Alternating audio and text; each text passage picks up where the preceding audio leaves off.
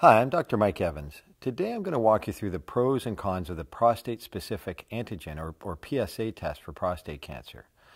And I know this sounds simple. I mean, what could be more obvious than a test for cancer? Take the test, find it early, and have a better outcome. Easy peasy.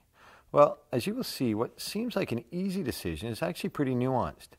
A decision that challenges our preconceptions of tests, medical interventions, and even cancer itself.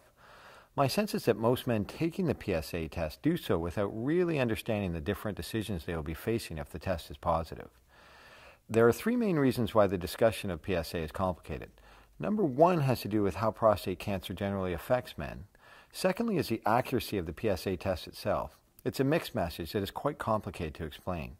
And thirdly is what these results tend to trigger in the healthcare system and in you.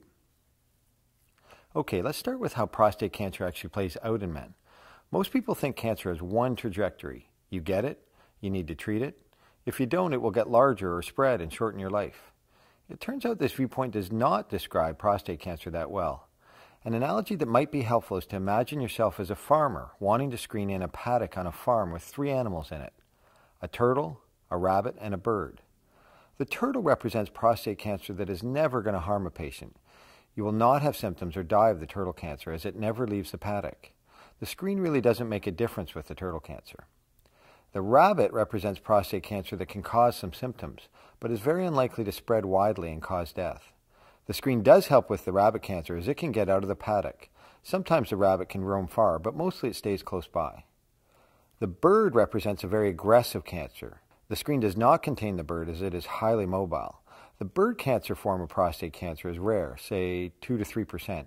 But unfortunately it's spread around the body and finding it will not cure the cancer.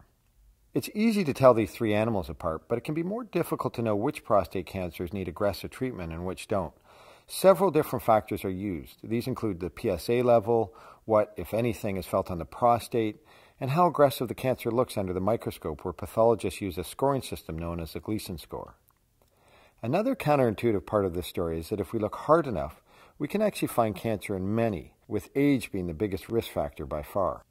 So if we took a group of men that were feeling fine but had a car crash and died, and we did autopsies, we could find prostate cancer in approximately 1/3 of men in their 40s, almost half the men in their 50s, 2/3 of men in their 60s, and 8 out of 10 men in their 70s.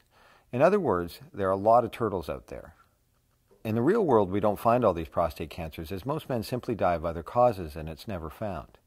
This understanding is key from a testing perspective, as a coin flip test for further testing would look good, as it would often find something. So you see, prostate cancer doesn't happen in one way. It's not a rare event with an automatic death sentence or one trajectory, but more of a common occurrence that gets more common as we age, that plays out in a variety of ways for that 1 in 6 men that get diagnosed. There's an increased risk for black men and men who have a father and or a brother with prostate cancer, especially at an early age, but there's limited data about special screening strategies for these groups. Most men with prostate cancer will do well. The 5-year survival rate is over 99%, 98% for 10 years, and 93% for 15 years. Because it is slow growing most of the time, especially as we get older, we have seen a shift in the practice of urologists, the specialists who so often take care of men with prostate cancer, towards more systematic monitoring of patients after careful initial evaluation, what we call active surveillance or watchful waiting. Okay, this leads us to our second key question. How accurate is the PSA test, and does it lead to fewer men dying of prostate cancer? 2 large trials have been completed recently. One was done in the USA that did not show that PSA screening saved lives. The other larger trial was done in Europe, where they did PSAs approximately every 4 years and showed some benefit, but the advantage was small. To give you numbers, approximately 1 in 1,000 men needed to be screened for about 10 years to save 1 man from dying from prostate cancer. As you might imagine, these results and what we should do about them have been hotly debated in the medical community. Concerns about the trials have included the fact that some men actually had PSAs who weren't supposed to, especially in the US trial, which may have skewed results towards no benefit. That the European trial was really 7 slightly different studies in 7 countries, where 5 countries did not show a significant benefit, and that the overall results were largely swayed by the substantial benefits found in the Dutch and Swedish trials. Finally, there was length of follow-up. Clinicians wonder if slow-growing prostate cancer requires more time than the 11 years studied so far in the 2 big trials. This was supported when researchers followed up on the group from Sweden that has followed men for 14 years and showed better outcomes. However, another Swedish trial that followed men for 20 years showed no advantage for PSA testing. Meta-analysis, where we pull all the trials together, has failed to show that PSA screening made a difference. This leads us to our third question. What might happen if you had a PSA test done? It is estimated that half of men treated for PSA-detected prostate cancer would not have had clinical symptoms during their lifetime. We call this phenomenon overdiagnosis. What I find interesting here is that all of the 110 men who were diagnosed would likely feel they had been, quote, saved by the test, when in fact we simply turned many of these men into patients unnecessarily and may have led them to treatments that are often unpleasant and perhaps do harm.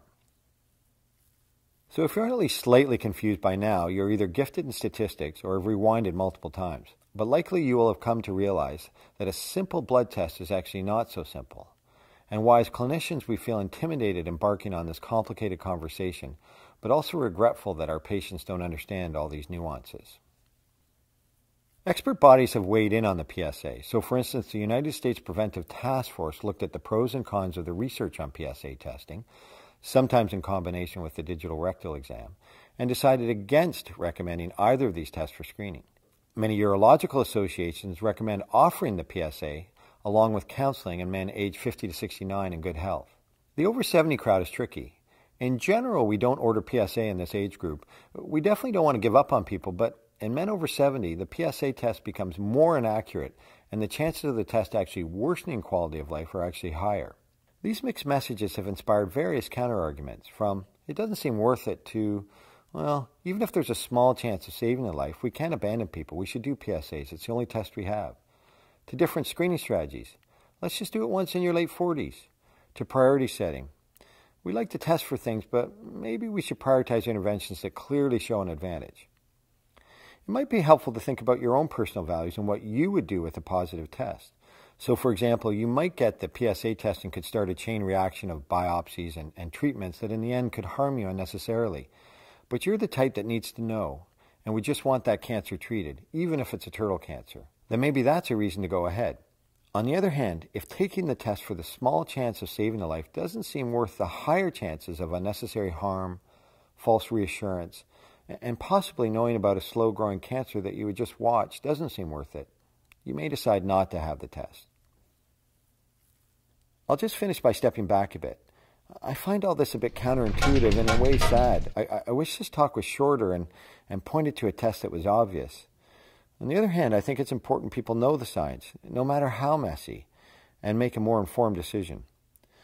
This story will certainly evolve, and your situation may change, but I'm hoping that you've learned something today. So have a look at this again and discuss the test with your doctor or other people you trust, and make a call. Thanks, and take care.